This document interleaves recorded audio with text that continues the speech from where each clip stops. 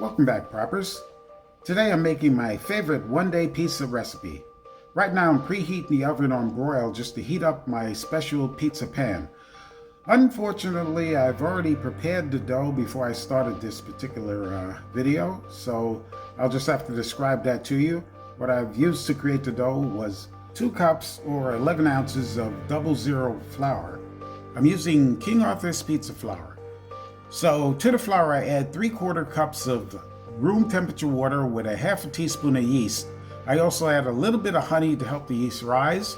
After that rises, I mix in the flour, knead it approximately 15 to 20 minutes until firm and smooth, and then I set it back inside a grease bowl and allow it to rise.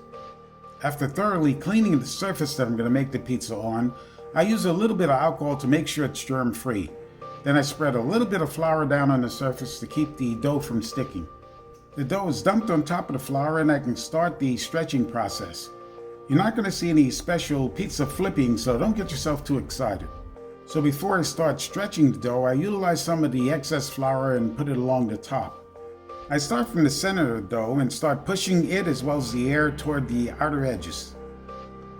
I flip the dough a couple of times, but I want to make sure that the smooth section that was the top when it was in the bowl ends up on the bottom of the pizza.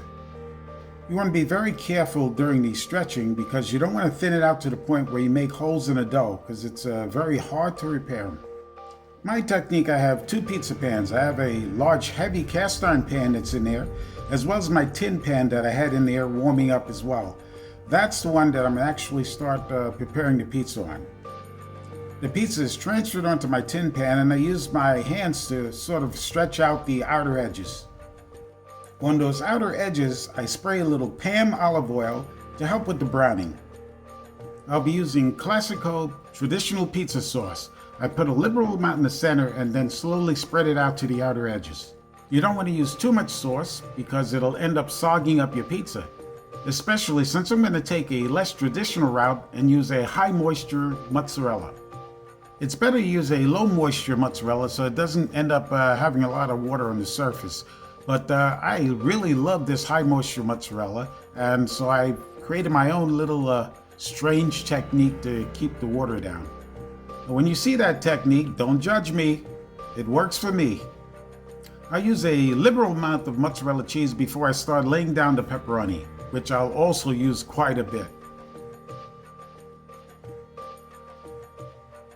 I start on the outer edges and then completely fill the inner surface of the pizza.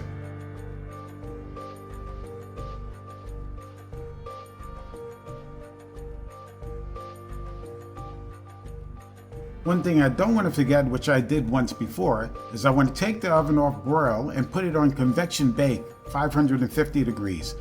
I put the tin pan directly on top of the cast iron pan and allow the pizza to firm up a bit to make it a little easier to remove from the tin pan.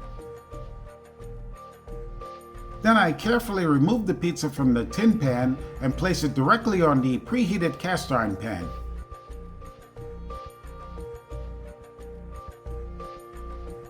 Now comes my very untraditional way of removing the moisture from the pizza. Yes, I'm using a paper towel. Yes, I'm not super proud of it, but it works. The pan is spun a couple of times during the cooking process. As soon as the mozzarella starts to bubble, we're all done.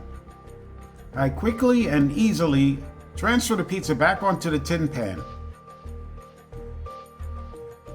A quick sprinkling of garlic, oregano, and crushed red peppers, and we're all done.